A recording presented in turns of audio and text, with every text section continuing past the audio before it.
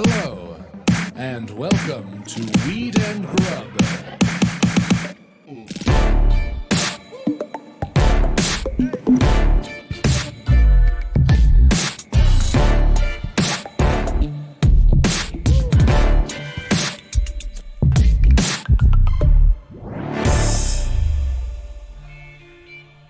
Now you. Now you. I'm here for you to use as a sounding board. Nice. To say more. I'm here for you to get all of your ideas out. Well, then no one's going to enjoy this podcast. It's just two people going, now you. I was raised to serve others and never think of myself. How about you, Mary Jane? I was raised to encourage men to speak their mind and spill their stories and keep mine private. Like a lady. So between the two of us, we want everyone else to talk, and then we keep going, uh-huh. Uh-huh. Now you. Oh, no. Podcasting is not for us if that's the case. No. And I definitely don't keep my stories to myself like a lady at all. I don't even think that's like a lady, right? It's just... Right. That shouldn't be the qualifier of No, that. isn't that so funny? It's like that outdated way of thinking of like, you know, women should be sort of like demure and quiet and just encourage men to talk about themselves.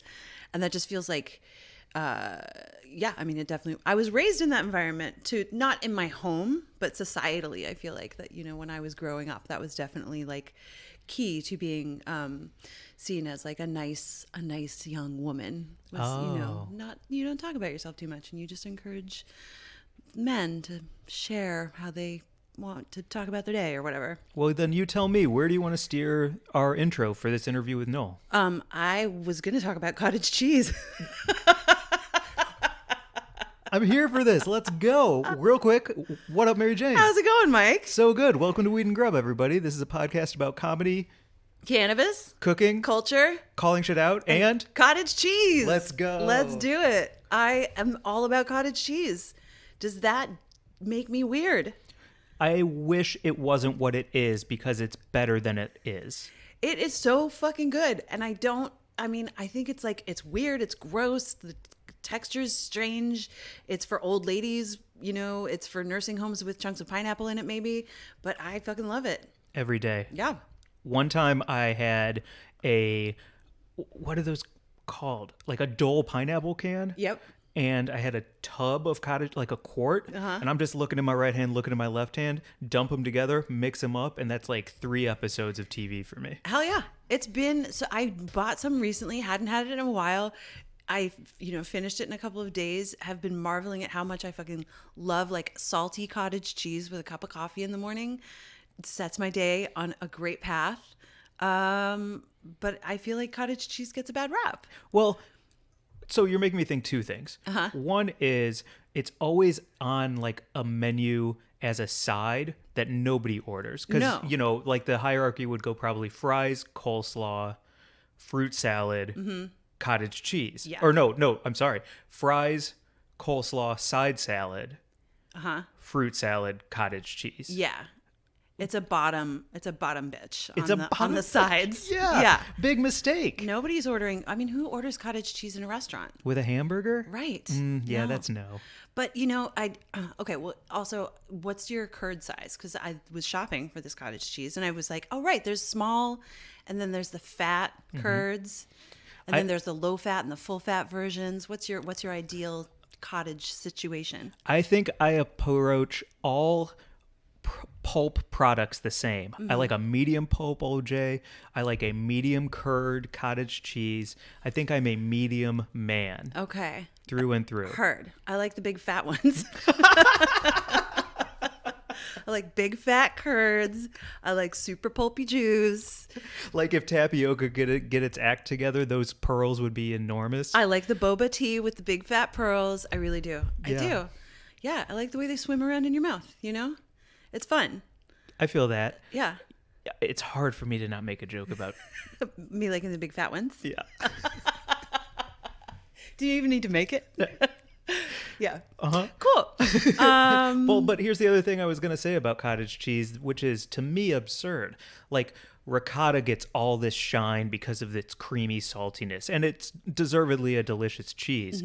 But if I'm going to genuinely choose between a cottage and a ricotta, I think I like cottage more. Right. Well, it's very, I mean, do they even have cottage cheese outside of America? I feel like it's such a specifically American thing. Oh, I'd be curious to never look up but suppose about. Right. You're making me think too. I was just watching a Great British Bake Off has been getting me through these days, these crazy times. And because it's so fucking calming. And there was a cannelloni, what are they called? Not cannelloni, cannoli challenge. A cannoli challenge. And she used mascarpone instead of ricotta. And everyone was all like fucking super wigged out about it. It was just like, I don't know, like little cheese dramas have just been keeping me alive. I like a cheese drama. A cheese drama is a fucking good, yeah, it's good. Wait, if we're going to do hierarchies, let's do cheese. Soft cheese hierarchies? Like, let's do a soft cheese hierarchy. And I'd also want to know where you fall in the cheddar spectrum. Oh, okay. So soft cheese ranking for me would be cottage, and then ricotta, and well, what are we talking about? Like spreadables? Because then there's a cream in there. Can I give you just 4? Yeah, give me 4. Okay. Brie. Yeah. Mozz. Okay. Ricotta. Yep. Cottage. Okay. Is the matzo barat? Oh no, it's not. Oh, is the matzo? No, you know what? I shouldn't do a brie. I should do a barat because those are all those like almost plain but not plain flavors. So it's matzo barat, ricotta, cot. Yes. Okay.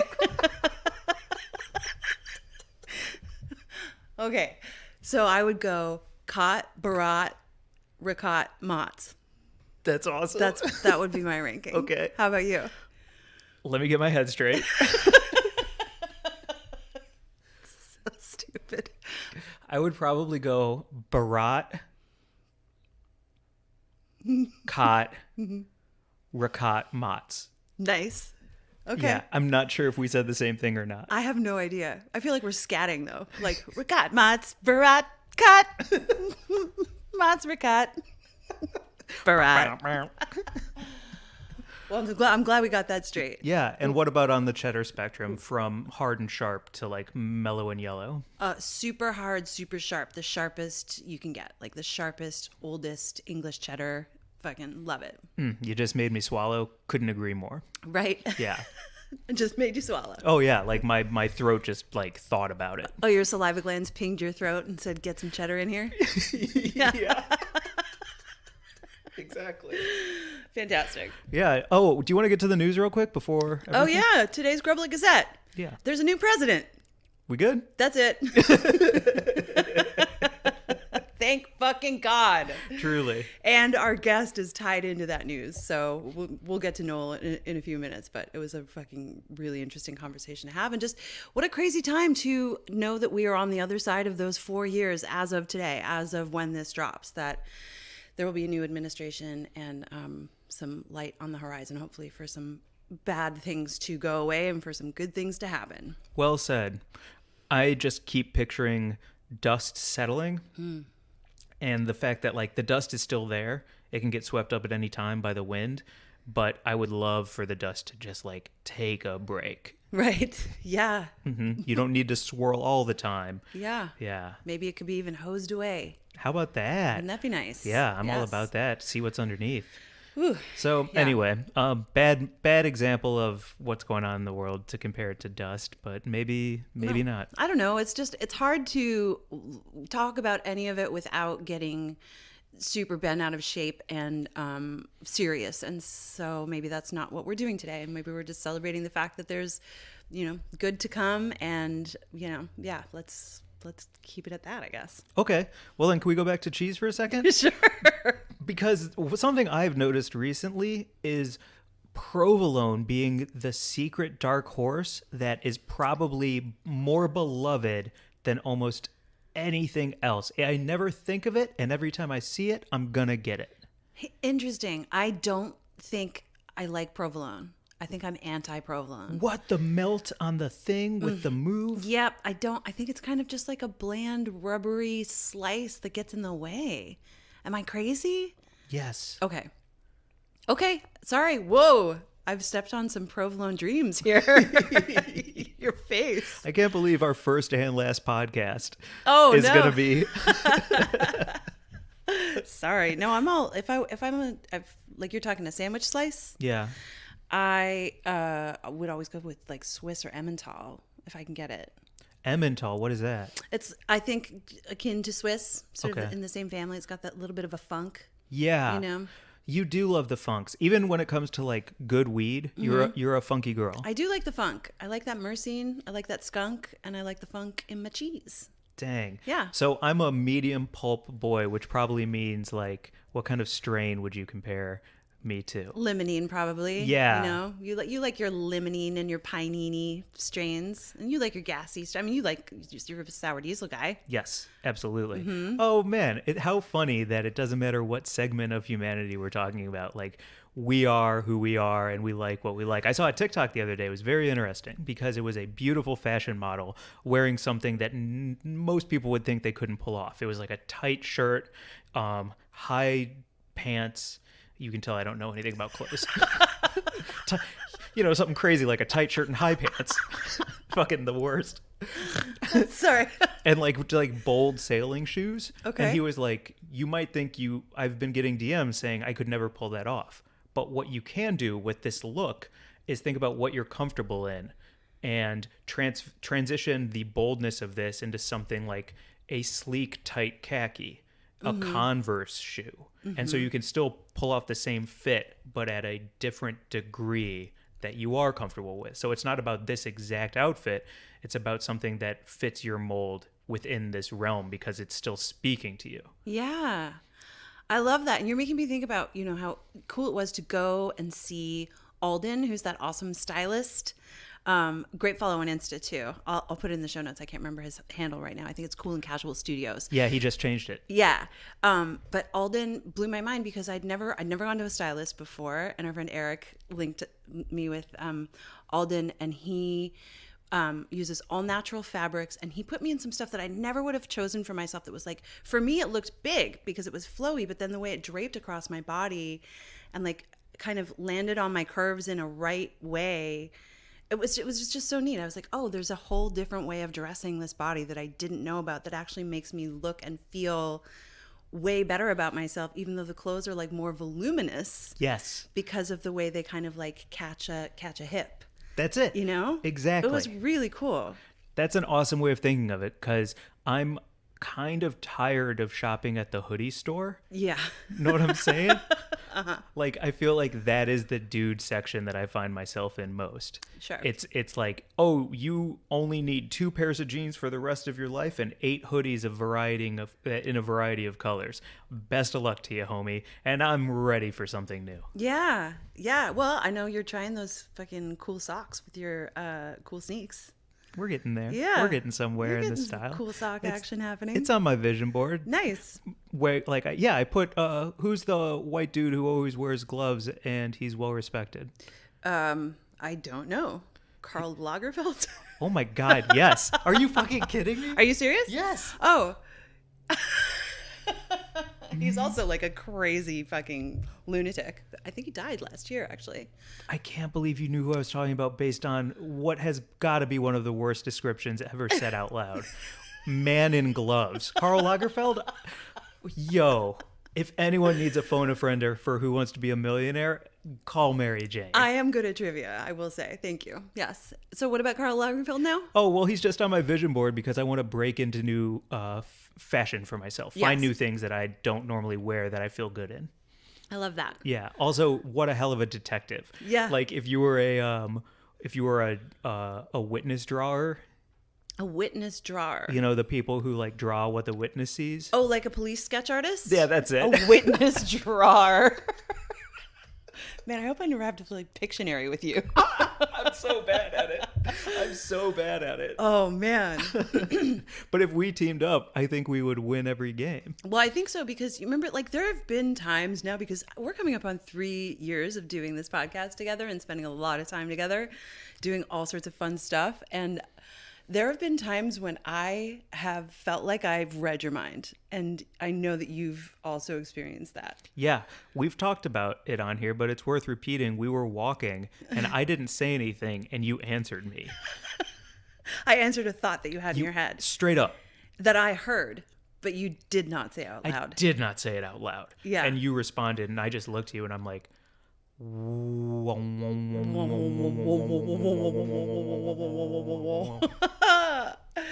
That's neat. I really love when that happens. I have to say, it's one of my favorite things. Yeah. Well, the man in the gloves is another fucking one. Unbelievable. Anyway. Wow. Yeah. Fucking A. What else? I don't know. I mean, do we have enough time to keep rapping, or do you want to get to Buds of the Week and then this bananas great interview with Noel? I think we can, do Buds of the Week and introduce our fucking wild guest. Wait. What? Sorry, I just remembered we wanted to talk about breast cancer. Oh, that's right. There's a really amazing breast cancer awareness initiative that we wanted to shout out. It's at checkyourself.fundraise.org, and the tagline is, "We made gummies to help save boobies." And it's an initiative that is in partnership with the cannabis company KIVA, which is a California cannabis brand.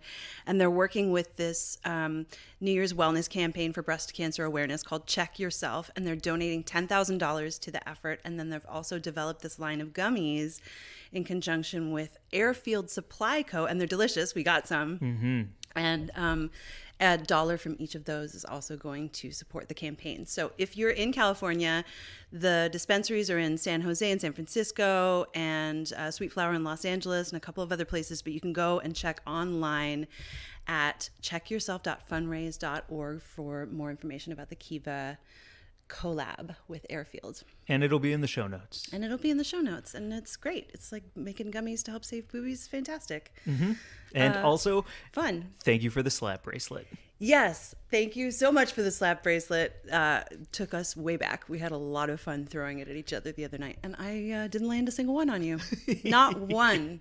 Let's do a video where both of us hold our arms out and we try and slap bracelet the other one and just no cuts. You did it on my arm the first time, and I tried, I think, 30 times and didn't get you once. And this, have you ever seen me? Well, no, of course you haven't seen, because I don't do it because I'm so fucking bad at it. I can't throw a frisbee. Oh, no kidding. I cannot. What happens? Your whole arm come off? It goes behind me. I truly can't let go of it at the right time. Mm-hmm. I just cannot figure it out. I'm not physically able to release the frisbee from my hand, no matter how fucking hard I try to make it go straight. So if a rogue frisbee in the park landed next to you, you would jog it back over? Yeah, 100%. I would roll it. Be like, here you go. I cannot. It's crazy. I tried to play ultimate frisbee once, and I was sidelined. They were like, "Get out! Oh, no. Get off the field! You were terrible." Oh no! I can play defense. I don't even know. And it's crazy because I played water polo, so you would think that I would know how to throw things. To be fair, frisbees are hard to throw. I'm not great at it either. I can do an underhand whip, but if you're asking me to do an overhand throw, it's tough. Joel Hadley, one of the best ultimate frisbee players ever in college. He was a superstar. The dude can do tricks. He makes dives. He's a real OG when it comes to the UF. It's fucking gorgeous to watch when people are really good at frisbee and they snap it back and forth, and it just looks so like the way it sails, and they'll leap up and just snatch it out of the air. It's glorious. It's like ballet. And I wish I could do that, but I cannot. Same. Wish I could too. Also, please don't cancel us, weed community, because I feel like frisbee is a mad important part of it. It's just not something we got the wheels for. Yeah, I also can't hacky sack. Sorry, I'm just not physically coordinated in that way. Well, anybody comes for you, let's put them in the pool and see where they stack up. I was laughing the other night because I went down like a ton of bricks just walking down the street. I was trying to navigate Clubhouse on my phone while walking the dog, and it was dark, and my ankle hit a crack, and I went down, and I was like, I'm like a fat giraffe. Like I go down so hard and so slowly. It's like everything bends and I just crumple. It's crazy. I'm so glad no one was there to see it. Yeah. I have a dinged up knee. Like the ambulance that drove by just pulls over to laugh and point and then move on. Totally. Yeah. Hey, are you? Yeah, you're. Yeah, no, she's fine. It took her 5 minutes to go down. You do fall slower than anyone. I fall so fucking slowly. And Archie was just like, what the fuck? Like, he just stood there and looked at me. Oh, he was more embarrassed than he cared about. He was mortified. Thank God no other dogs were there. No one there to see his standing in the community. Thank God. Yeah. Anyway, not good at frisbee or falling. Not good at it. Who's first for Buds of the Week? Oh, I'll go first. Okay, great. I am going to shout out my friend Andrea as my Bud of the Week. Andrea is a friend from High Times days. We had a lot of fun at many cannabis cups and just like running around and being crazy and like smoking weed in parking lots until 3 a.m. And Andrea now has a podcast that she's starting up, and her handle is That's Andrea 420.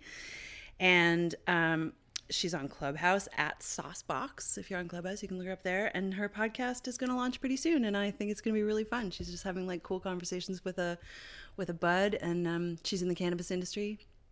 She's just a neat person, and she's got a long view of the cannabis industry. Love that. Yeah, she's been in it for a long time and has seen it evolve, and is just really informed and funny as hell and salty, which is great. Ooh. She's a lot of fun. Yeah, if it's not sweet and salty, funny and salty. Yep. That's my favorite flavor. Yeah. Totally. Yeah, she's fantastic. So follow That's Andrea 420 on IG, and she's my Bud of the Week. Speaking of long views, my Bud of the Week, terrible intro, but I do mean it.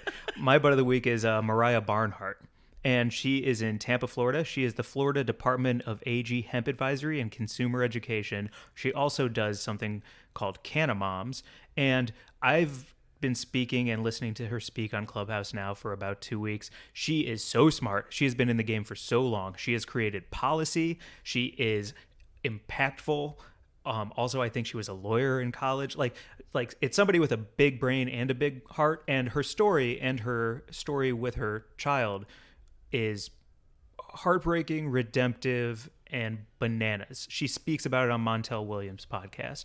And so, I don't know. She's just really rad. Her heart's in the right place. And you can follow her on IG at Mariah Barnhart. The catch is Mariah spelled Moriah. Awesome. Yeah. So we got some funny, salty Buds of the Week this week. Well, shit. We've got 3. Our VIB is funny and salty as fuck. Our VIB, Noel Casler. Oh my gosh. So Noel has been just like the light on Twitter for me. He's been tweeting takedowns of Trump and his administration for the past couple of years. And he has amassed an amazing following on Twitter with his very fucking salty and funny and cheeky and eviscerating tweets. I would even say that his following has been amassed, but I would also say that his ability to get out real important information about this monstrous human being in a funny way has made a big difference in the political climate and people voting. Like, he's made a real impact. Yeah, it's been really interesting to follow him and just watch him put it all out there and put it on blast. I mean, it's his personal experience of working with the family, and so just from like up close and personal and sharing that info, and then also, you know, bringing his entire sort of like perspective to bear on the whole situation. It's, you know, he's been in the entertainment industry a long time, and he tells us great stories about, you know, all of it. So it was a really fun hang, and I think, you know, kind of like a really interesting view of like a time capsule of like, you know, look back at this last 4 years through a somewhat funny lens, but also really be aware of like the crazy impact that Trump had on the country. Should we get to it? Yep. All right. Without further ado, here is our interview with Noel Casler.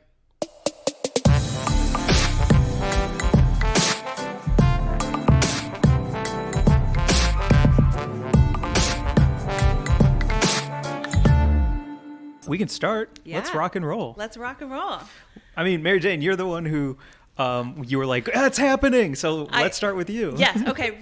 Hi, Noel Casler. Thank you so much for coming on Weed and Grub. We are so happy to talk to you today. It's my pleasure. I couldn't wait. My management was so excited I was doing this show. They're big fans. And really? Yeah, and they've had other clients do your show, and they were like, oh my God, you got to do it, you know? Excellent. So amazing. So I think we just wanted to start with, how are you today? I'm doing good. I can't complain. Yeah. Okay, good. I'm on the East Coast. It's cold and gray, but, you know, you guys, I assume, are in LA, obviously, so. Yes, we are. I mean, I think we're asking because, you know, you're a comedian, and I've come to know you through your comedy and through your chronicling of the absolute dumpster fire that has been the Trump administration. So here at the tail end of that happening, I think the how are you today is also like, just how are you in general in the world? Like, how are you feeling about life? Well, That's the real truth, right? It's stressful, it's rough, because everything I thought was going to happen happened, short of like him starting a nuclear war. But this is what I was talking about the whole time. This is why I left my career in live television. And if your listeners don't know, I worked behind the scenes in television and the music industry for 25 years. And I did 6 seasons of Celebrity Apprentice, So I saw his dysfunction up close. And it's funny, I was in 2015 when he was running, I was on tour with Crosby, Stills, and Nash. I was a road manager for them. And Steven Stills and I shared a tour bus. And we did a show in Chicago, and he decided he wanted to take the bus to Atlantic City and like leave the rest of the band. We had a couple days off, and they were going to fly into AC. So it's just like me and him on the bus and a bus driver.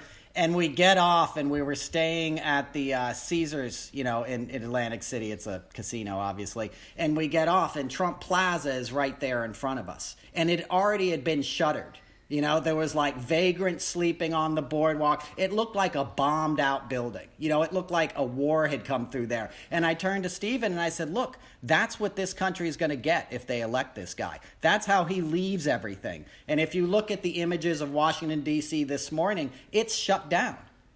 That's heartbreaking to me. I worked on Barack Obama's 2 inaugurations. An inauguration can be a beautiful thing, and a beautiful celebration of democracy. And it could be a hell of a party. I mean, his were legendary, So the fact that we're denied that and D.C. is covered in tanks and National Guard, it's sad, to be honest. I know that's a long answer. I speak in paragraphs, just to warn you guys. Jump in anytime. It makes our job easy because we just sit in the cut and let it go off.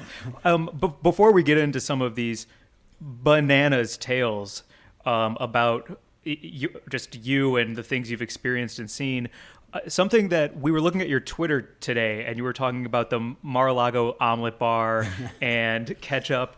And to add a little bit of context to our conversation, I was hoping you could talk about how aware you are of using entertainment to get a message across, to try and like blast these signals as loud as possible, because we talk a lot on here about trying to be as funny as we can to get people to listen. And so is that something that you're really aware of and trying to do? Absolutely. I mean, that's my goal and why I'm in this business. And I thank you for asking that question, Mike. I mean, you couldn't have asked a question more right up my alley.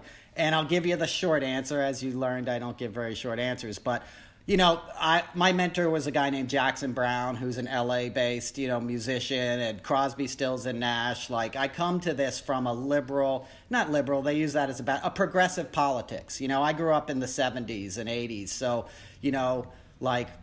that sort of spirit, the part of the 60s that wanted to change things, that made peace and love like a priority in life, that's deeply embedded in me, and I also worked with Pete Seeger and people like that. So I believe that art and humanities are very important, and they can change people, and they can change hearts and minds.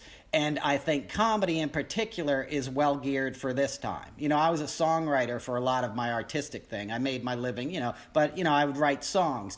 And when this happened, and I still worked in live TV, but when Trump got elected, I was on a show that I used to do for HBO called The Night of Too Many Stars. And it was a big... I wrote on it. Oh, well, there you go, bro. Exactly. Yeah. So I worked on all of those, from the first one we did at the Beacon in 2008 to we did one at the Garden in like the fall of 2017, I guess, And that's the one I wrote on. Okay. So and what a hard job that was writing that show. Because Absolutely. Air, right? The air was thick. Louis C.K. thing had just happened. We had to not kick him off the show. You know what I mean? He was... Yeah. He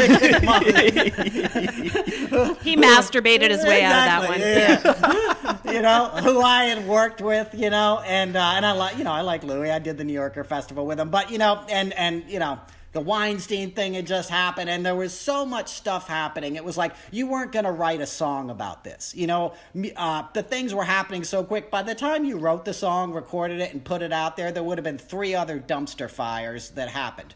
And I saw how you could disarm people with laughter. If you remember, Chris Rock had a great exchange with somebody in the audience that night. and it sort of disarmed the crowd. And then John Oliver, who I've worked with, in the past, came out and did a brilliant little set. And I sort of decided in that moment, I knew I hadn't been using, I had a background in theater and comedic acting and stuff at UCB, but like I knew I had things I could say and the ability to write them into a stand-up thing. And I decided in that moment, like, I'm going into comedy. Because the things that I revealed in my stand-up, I had told people. I told Carl Bernstein, I told Hillary's campaign. Actually, when I was doing a gig with Louis C.K., I told Hillary's campaign, called me up that day. And I told them all about the snorting Adderall and the stuff that I'm sure we'll get into. But you couldn't prove it, and I knew that. Like, I saw it with my eyes. Nobody else was willing to break their NDAs and quit their careers because it wasn't going to matter anyway to his base. And you were only going to shoot yourself. I sort of didn't care because, as I said at the top of the show, I knew it was going to end up with none of us working anyway, which has sadly been the case. The industry has been shut down for a year. And I knew it was like an existential threat. And once he started locking up kids in cages and stuff, I was like, all gloves are off.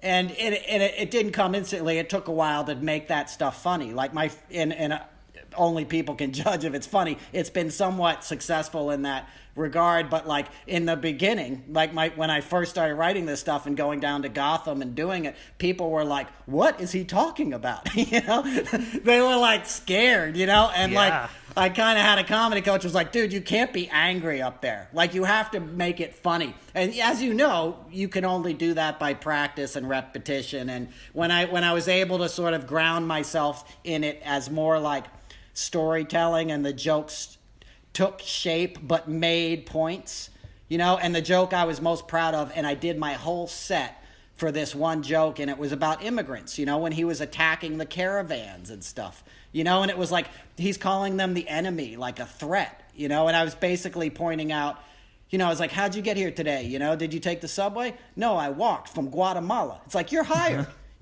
That's the guy you want to work. Those are people that are coming to better their lives and the lives of their families. That's what makes America great. And when I had that joke in my set, it came at a point in the set that people were already with me, laughing, and then they would clap. They would clap at that recognition and be like, thank you. And I felt a healing in that common humanity. That's where art can heal. And even if there's a Trump person in the audience, they're going to feel a little bit of that, Wow.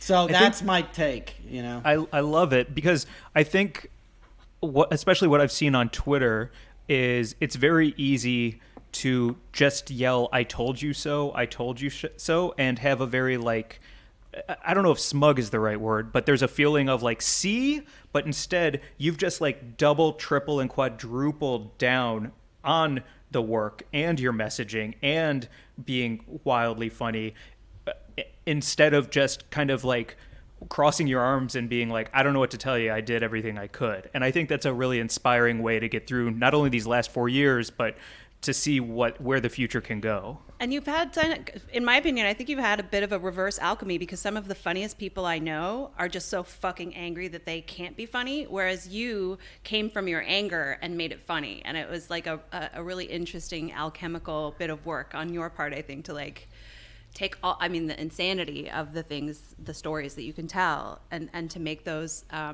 something where you've built up a following who are just like looking to you to see any light in the situation. It's really fucking cool. Well, that's awesome. You're both hired. Now, I can't pay you as much as Robert Smigel might have, Mike, on that gig, but I'll give you the free toothpaste. You know about that? I'll take it. Let's go. We're in. You have really navigated a career on Celebrity Apprentice where you became not only trusted, but you figured out, like, it just seems like celebrities, like there's a trust there, and you really figured out how to navigate not only those parts of society, but also reality TV itself. And so could we start at your beginning and kind of work through how you built this this go-to person in the reality TV space? Yeah, absolutely. And it was live television. You know, my main goal was like, I was the top talent wrangler essentially in like all of live television. You know, I handled like the difficult talent, so to speak, or the host on a show, somebody that the director and producer might be worried about. Basically, like you're a diplomat. You know, you work in live TV. If you're the director and the producer, you don't really want to talk to Madonna, you know, when she's doing the Super Bowl halftime show, which is a show I did for like 15 years. You want a go-between. You know, you want somebody for her management to yell at or tell you what's wrong, and then you want to go tell them. And you need a buffer, because it's a contentious relationship by nature. And it's high pressure, and, you know, everybody's got their own goals, and you need a certain calmness and a certain demeanor to deal with talent. It somehow came to me instinctually. And my first gig, I was living down in Washington, D.C. I was studying acting, working like waiting tables in a restaurant. And this guy's wife, Tammy Rabb, who's a huge stage manager now in L.A., was like, I'm from L.A., you know, I know you're acting, like I work on the Kennedy Center Honors. Maybe you want to come to rehearsal and be a PA or something, you know? And I was like, sure, you know, I don't know what that is, live television, but I'll go. It's an A-list kind of show. And I go there, and I'm standing backstage, and a stage manager comes up to me, like, looks at us all, like we're getting a tour or something, you know, that's showing us around. And she goes, you, come here. And she hands me a French horn. And she goes, go stand on that riser out there. And I'm like, what? She's like, go stand on the riser and hold the horn and smile. And I was like, okay. So I walk out on this riser, and she was enlisting me to be a stand-in. They were doing camera blocking, but it was a live rehearsal. So I'm just standing there, and all of a sudden, Billy Preston, you know, the keyboard player in the Beatles, comes out on a riser, and then from this direction, Aretha Franklin comes out, right? And they do this, and then the Washington Gospel Choir comes out, and they do this run-through of a song, which is amazing, right?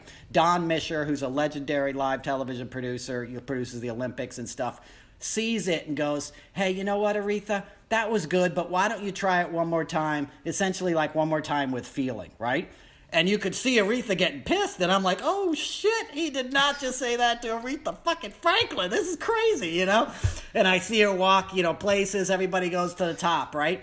Then she comes back out, and she had ratcheted up her game to the point that it was as if she was pulling like lightning bolts out of the heaven and just throwing them on people. I mean, boom, you're just feeling it. And at the end of that run through, everybody in there was crying. The cameramen, the grips, everybody was just incredibly moved.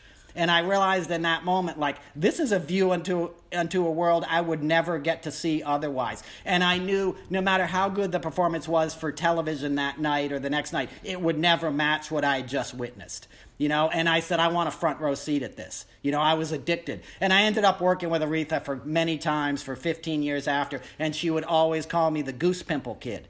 Because I told her that story once at the U.S. Open, and she was like, "You're the Goose Pimple Kid."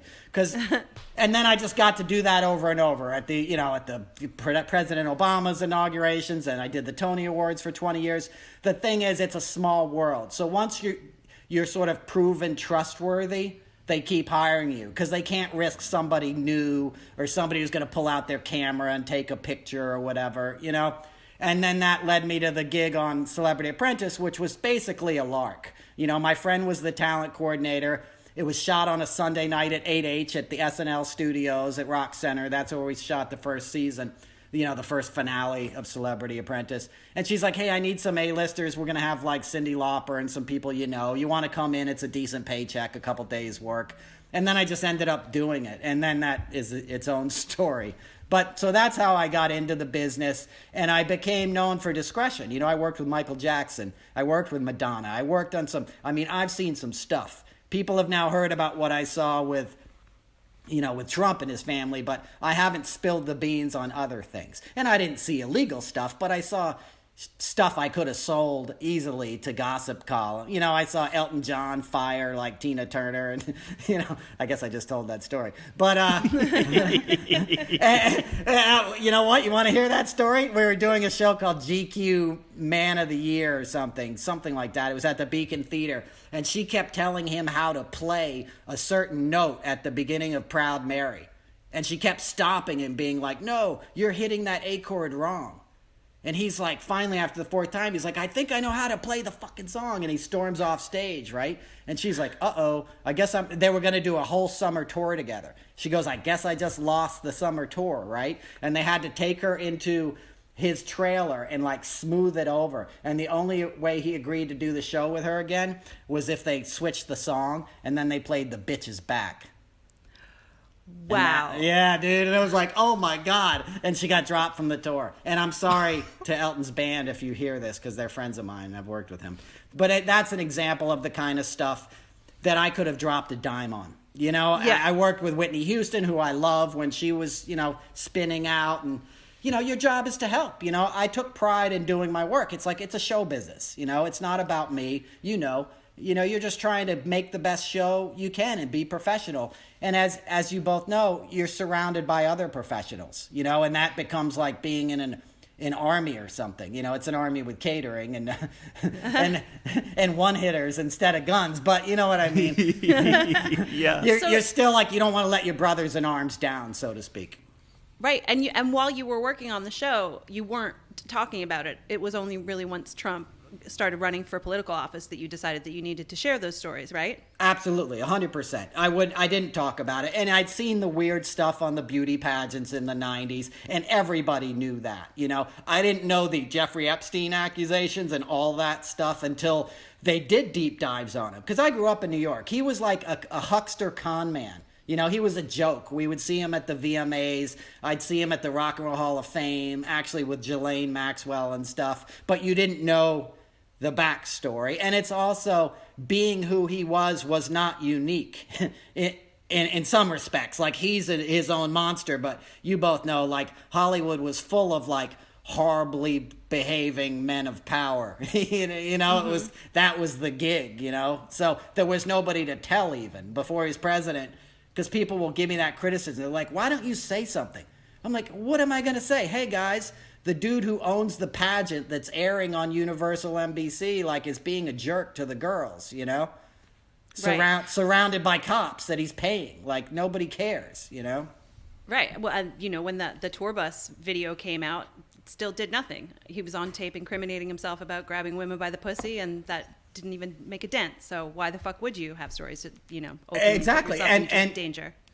Right. Absolutely. And when that came out was when I talked to Hillary's campaign, because then it was ratcheting up. It was October, and they put me in touch with People magazine. I gave them the whole story. They had one of their writers got assaulted at Mar-a-Lago. They were going to write a cover story on it. When it came time to be published, it ended up being a cover story on Nancy O'Dell's divorce. Right? So somebody caught and killed that thing. You know, when I spoke with Hillary's campaign, they seemed to be very confident that she was going to win anyway, because all the poll numbers said so. So they were kind of like, yeah, we've heard this stuff. We're just looking for another source that it's true. I confirmed it. Then the Access Hollywood, as you just mentioned, Mary Jane, came out, and everyone was like, well, he's done. You know, it doesn't matter anyway. He'll never survive this politically. And as we all know, James Comey did his little trick, and then, you know, 70,000 votes later, we have what we have now, you know, a broken country, you know?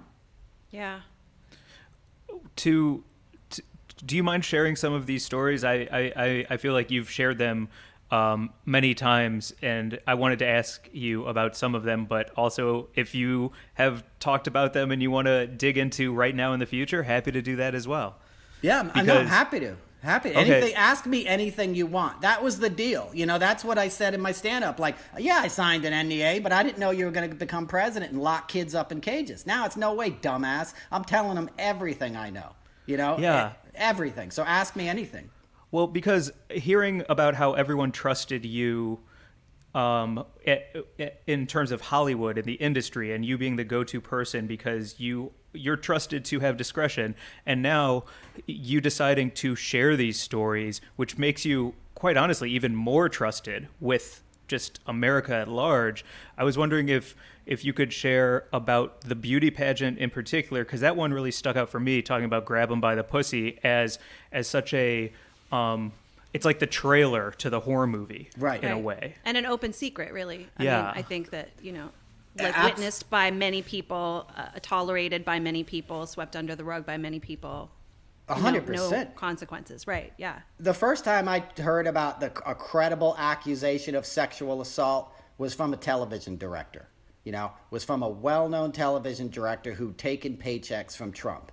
You know, he had an incident in Trinidad that was like what do you call a poorly kept secret? You know, it was like a trade secret where they basically had to fly him off the island in '99 in the middle of the night because he attacked a contestant. And that was a known story. You know, that was a story that second ADs and the truck and cameramen and stuff knew about. The stuff I eyewitnessed was on the pageants in the late 90s. The Miss USA, Miss Teen USA. It's the same organization, Miss Universe, and they had two pageants. One was like 15-year-old girls, you know, and one was like 18-year-old girls. Like, and you can imagine which one he was more interested in, you know? And he had his daughter host Miss Teen USA, and I saw her give him a lap dance, and he sat there and glared at the crowd. Like, not the crowd, like the crew. And if you look at those pictures of him, if you see all these kind of weird pictures with him and her at a young age, he's always looking like at the people in the room like, what? Stop me. You know, because he views her as his possession. And you can see like he grabs her hand goes white because he clenches so hard. So we saw that weird behavior. Then you saw what he did with the girls, and this is what I witnessed, where he'd line them up on stage. And you brought this up. You guys will understand this. I make this point all the time, and I don't think people really get it.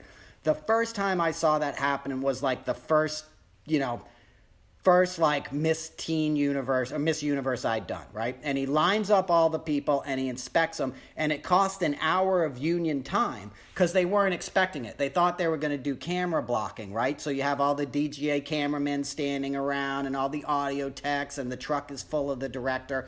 And then this guy comes out and holds up production for an hour while he goes up and down and sticks his finger in their teeth. That wasn't a joke. He would check their teeth, seeing who had teeth like Ivanka. He had a little notepad at one point. He would make little notes. He'd look at their breasts, look at their ass, like cattle call. You know, like he was buying horses at a state fair or something. You know, like crazy stuff, right? And cameramen are sitting around like disgusted. They went home and told their wives. You know, these became like legendary stories. So you think, you know what? Next year, he's not going to get away with this. You know, when I witnessed that, I'm like, next year, this guy's off the pageant. Or like, they won't let him anywhere near those girls. Like, this can't continue. You know what happened next year when I showed up for the gig? It was written into the schedule, an hour stop down. Trump inspects contestants, no crew call.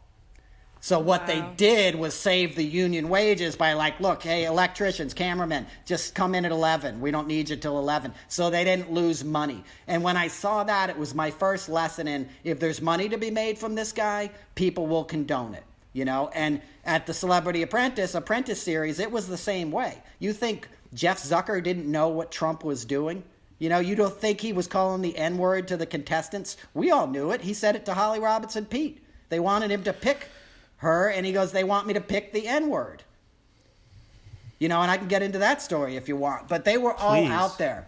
Well, that was like 2010, right? And ironically, the year earlier, the June before, I had done the Tony Awards with Bret Michaels. Poison was performing at the Tony Awards, as odd as that sounds. It sounds great. I would be so down. Awesome. Right, at Radio City, you know, it was like, it was the era of the jukebox musical, you know, so there was probably some hair metal musical or something. I think I can't remember the name. There actually was. And that was when like Moving Out was on Broadway with exactly. Tharp and Exactly. It was like anybody who even had half of a hit song was getting their own musical, you know? So Poison performs, and Bret Michaels doesn't come to rehearsal, right? So he doesn't come and learn the blocking. And the Tony Awards is the most fast-moving show of any show there is. You know, they do a dress rehearsal in the morning. The thing is live at night. There's like 1,000 cast members. Like, it's insanely tough from a logistical standpoint. The dude doesn't come to rehearsal. His band does, so they learn the blocking, right? So at the end of your performance, move upstage. You know, get out of the way because the scrim's coming down, right? So we do the rehearsal, or the performance that night. I'm their handler. I'm standing stage right? They finish like performing, and I see Bret Michaels starting to wave and walk downstage towards the audience because he's into like all the applause. He's like, wow, you know, Radio City's intoxicating. A lot of 6,000 people. You know, he probably hadn't had that many people clap at him in 25 years. So he's like, wow, they're clapping. And he walks downstage, and me and the union stagehands are like, he's going to get killed. He's going to get decapitated. And we see this scrim come down, like a steel scrim, with a steel bar at the end of it, and it hits him right on the head, knocks him out. He's laying there on the stage. You can look all this up, Oh, they man. take him out on a stretcher. He gets a brain aneurysm, like he's in the hospital for 2 weeks, Oh my God. We apologize to CeCe DeVille, and he goes, "Don't worry about it. I've hit him harder than that," which is a funny line. But it's a disaster, right? And it ends up, so I know it's a long story, but it ends up giving him health complications that continue. He's also a diabetic, so now he's a diabetic with an aneurysm, right? Who didn't listen to directions and come to rehearsal. The following year, he's on Celebrity Apprentice, and Trump likes him. He wears a bandana. He looks like the kind of guy Trump would like, And Trump was never involved in, like, who was going to be the winner. It was just producers told him. He'd come in at the last minute, and they'd be like, "You're picking this person." He wasn't involved in that show in the way they made it look like he was involved, because he's so incapacitated all the time. He barely shows up. You're lucky to get an hour of work out of the guy. So we show up for the finale, and they're like, Holly Robinson Pete, this beautiful African-American woman who's won every contest we threw her way. She's eloquent. She's smart. Like, if you were in corporate America, which was ostensibly the point of the show, right? You were picking a corporate officer. Guys trip over themselves to hire somebody like Holly Robinson Pete. You know what I mean? Like, she's your dream come true if you're looking to hire somebody at your company and you know anything about the world and how it works, right? So they're like, it's down to these two people, Donald. It's Holly Robinson Pete, who's won everything, or Brett, who hadn't been there in a month because he was hospitalized, Oh, my God. And for the finale, we had to have EMTs off stage in case he went into cardiac arrest because his brain injury was so terrible. So we literally have EMTs, right? So who does Trump choose? No, I'm not choosing Holly Robinson Pete. And he turns to his guy and goes, "They want me to choose the N-word." And Holly hears this. She didn't know what they were saying at the time. I've since told her, she's tweeted about it, but he said it out loud. I'm not the only one who heard it. There's live mics on everybody. There's tons of hours of this stuff. Those cameras they were using, they have digital chips in them that record everything. Even when they're off, they're recording, right? So he says this, and it really tells you who he is. I set up that story because, like, who are you going to choose? The beautiful, smart, black woman who won everything, or the dude in the bandana who didn't listen to instructions, a year ago and got a brain aneurysm. Is that who you're choosing at your corporation? But for Trump, it was no question. It was like, I'm choosing the white guy, Yeah. Wow. Fucking hell. That just, it's infuriating, and I wish it were laughable. I mean, but it's just not. I mean, here we are after having someone like that in charge for 4 years, and he's burned it all to the fucking ground. And we're gonna actually, this is today when we release this is January 20th, so it's the first day of the new administration, and I want to hear about your what you think is going to happen and what the next chapter is going to look like. But I would love to ask you about Celebrity Apprentice, specifically the hypocrisy of his drug addiction, and specifically how he uses drugs himself and then is incredibly unconscionably terrible to anyone that he deems to have any kind of substance problem, like his own brother who died of alcohol. Exactly. Abuse, Two brothers died of alcoholism. Right. The brother this summer died of alcoholism too. He was the town drunk up not far from where I am in New York State. He owned a restaurant, and he would go in there falling down drunk every night. And Trump didn't talk to him for 30 years. And he died of alcoholism in the hospital in Mount Sinai, And Trump used that as a photo op this summer. Remember, he had his casket come to the White House? It was like he didn't talk to the guy. They don't get any help. Don Jr. is clearly an active addict right now. He was dry. When I knew him, he was a dry drunk. So was Ivanka. Like, the gene of alcoholism runs through that family, the addictive gene, stronger than I've seen. And it runs through my family. And I don't drink anymore myself, Mm-hmm. And I always want to make this point. I'm glad you brought it up because, like, there's no shame in using substances. My telling that story wasn't like, ooh, he's using drugs. If you could do your job, and snort whatever you want and go out and do the gig, more power to you. I toured with Crosby, Stills, and Nash, like I worked with the Rolling Stones. Like, I'm not against 70-year-old men using drugs if they can do the gig, you know? But if you understand what addiction really is, you know, the stuff underneath it, the self-centeredness, the fear, the resentment, when left untreated, that's who you see in Donald Trump. And that's the main reason I spoke out. It wasn't like, ooh, he snorts Adderall.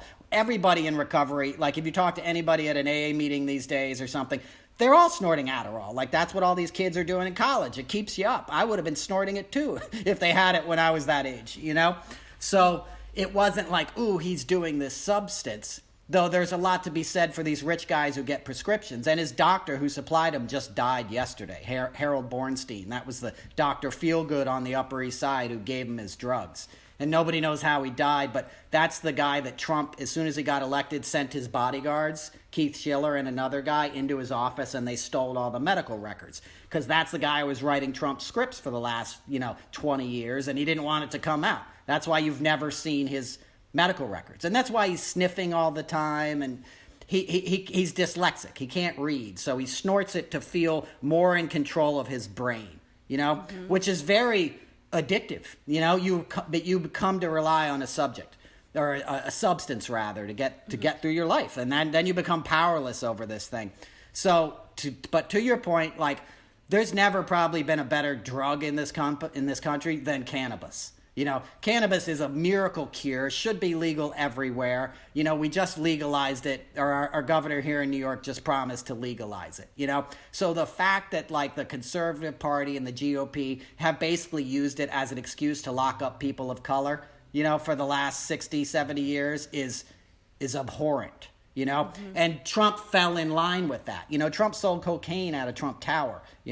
If you were a finance bro in the 80s and 90s, you went to Trump Tower to score because you weren't going to get busted because he had NYPD cops on the payroll. So you didn't want to go uptown where you might get picked up on the street trying to score. It was like a place for white people to get it, essentially. Because there's two kind of rules.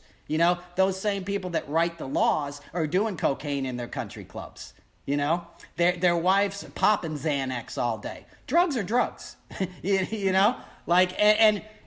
and treatment is treatment. There's no shame in it if you get a problem, but not admitting you have a problem and then locking up other people who have a problem, and everybody in a prison is somebody who's been abused. They've had horrific stories for the most part. They've had untreated addictions. I'm not excusing them for their crimes, but we'd do a lot better as a society if we started offering some therapy to these people, yoga, if we started giving giving weed to everybody who's hooked on fucking fentanyl right now and heroin, and and I've gone down the road with all this stuff.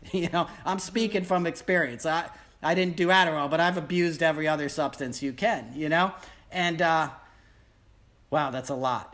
Did I make my point? I don't know if I made my point. Yeah. The hypocrisy, The hypocrisy. And I just wanted to know if it was something that you actually saw happening on Celebrity Apprentice. Like not just something that people talked about, but you actually saw he snorted it. These yeah. drugs. He walked off, went into the dressing room at 8H was the first time I saw it. I didn't see him bend over and snort it, I stood right outside the room, saw him come out, saw all the white powder, saw it fly out of his nose. Like people have pointed out on press conferences as he's president.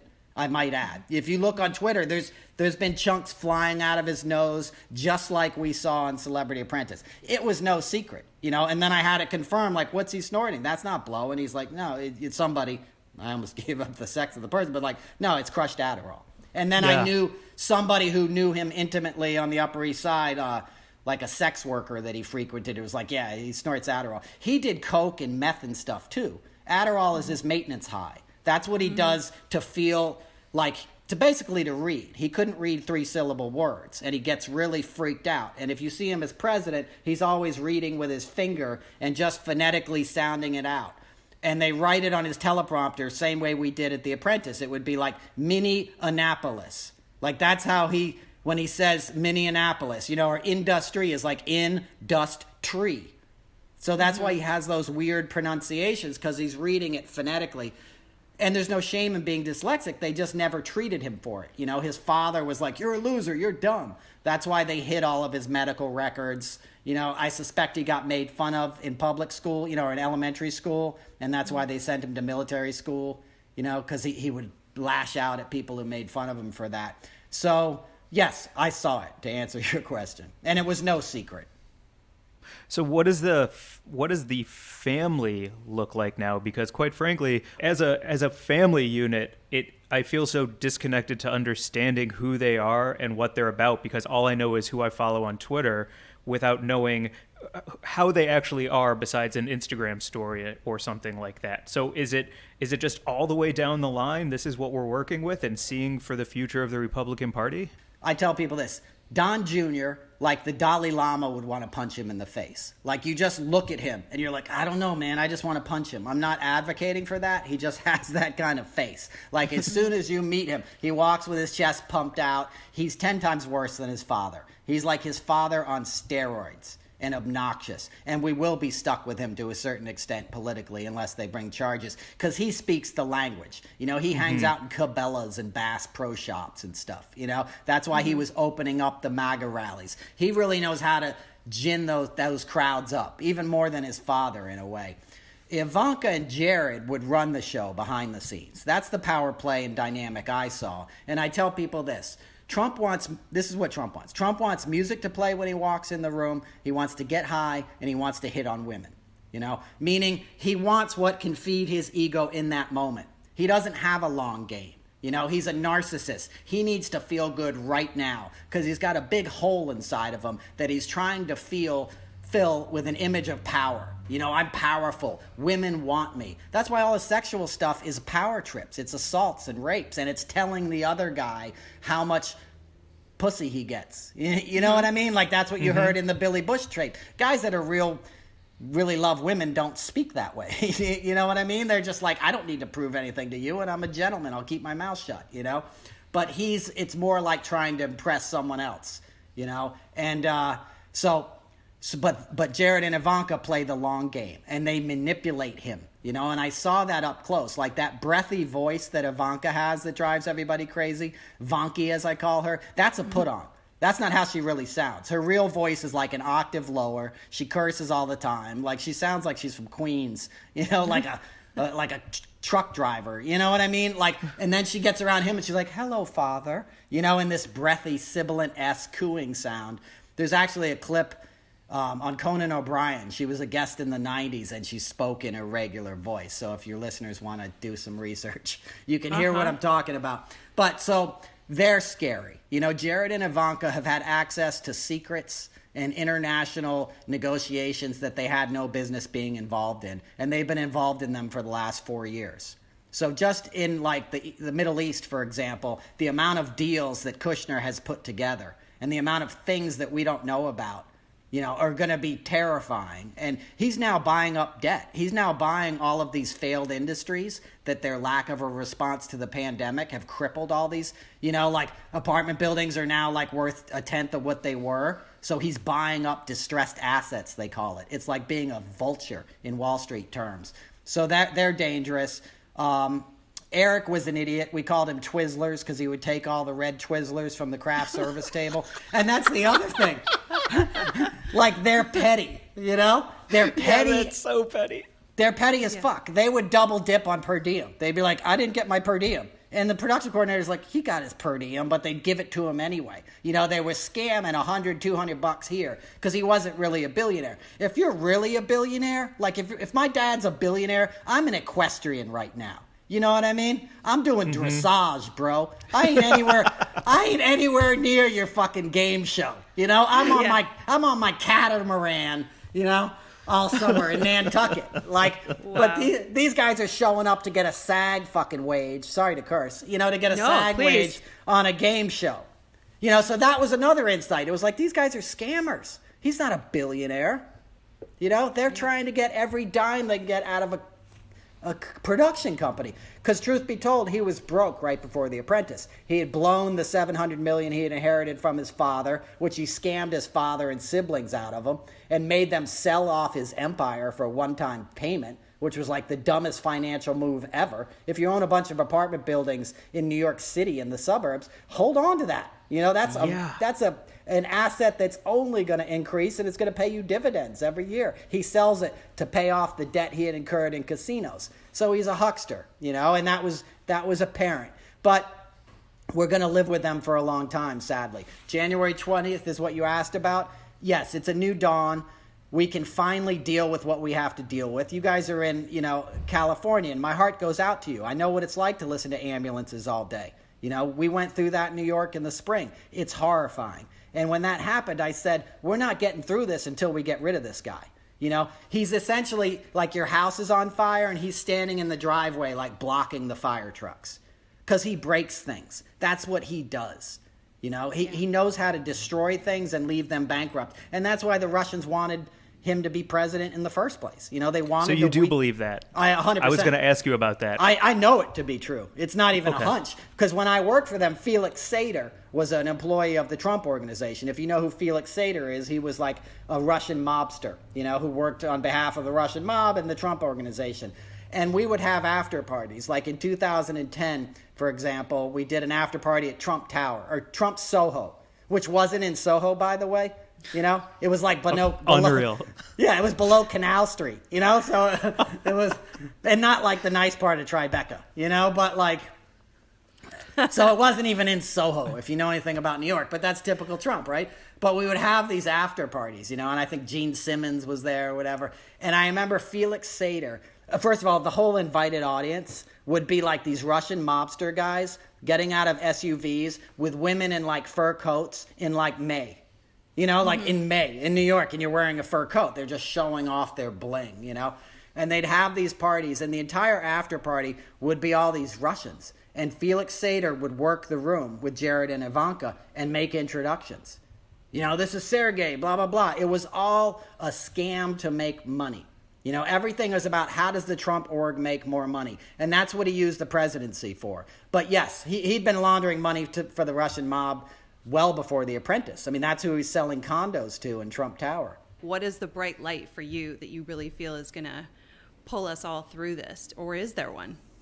Well, it'll be arts and humanity. It'll be doing things like you guys are doing. It'll be like funny people talking about real issues, in a funny way that somebody might, download on their phone and listen to a guy like me and say, that kind of makes sense. Yeah, it's great because I feel like, you've put so many people on notice, and then looking to the future, we've got people like Claudia Conway coming up who, truth-telling through comedy with, a huge audience of young people who will hopefully join her in questioning what the fuck has been going on.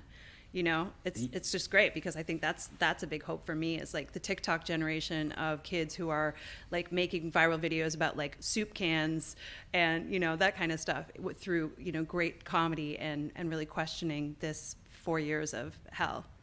That's an excellent point, Mary Jane, and kudos to Claudia and all those kids because they're not going to take it. We saw what they did to Trump's big rally in Tulsa this summer. Where all the K-pop guys bought up all the tickets and nobody showed up.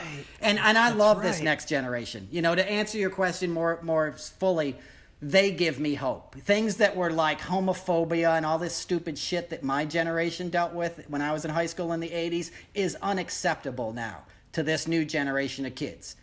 These kids are woke, and comedy has to be about a subject that's funny, not somebody's looks or somebody's sexuality or misogyny. So they give me hope. Well, I think before we do some plugs, I would just like to ask if you would come back once we get through a bit of this Biden administration, because one of the things I've realized in talking with you for this brief time is how you have a full picture of how things work and the dots that you're able to connect in ways that I don't think a lot of the American public has they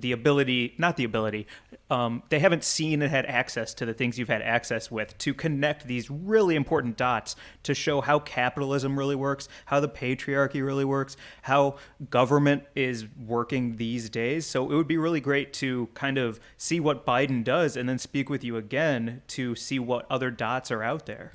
I would love to. It would be my honor. And it's been an honor to be here today. And thank you. That's very kind to say. I worked on Capitol Hill. I was a bike messenger there when I was 18 to 1991. So 89 to 91, I was an in-house bike messenger. And that was DC of like David Grohl was in a band called Scream, Fugazi and all these Bad Brains, all these politically woke bands. So I came out of that scene, which was kind of anti-consumerism to some extent. And I grew up my mom had me at 19. So I had a single mom. I grew up in PG County, Maryland, like basically in a black neighborhood, this little white kid. And all my friends were named, or, it was black, Palestinian, South American, it was a mixed thing. And that was the best blessing in the world for me because, I saw that we were all into this together and I had this multicultural kind of friends at a young age.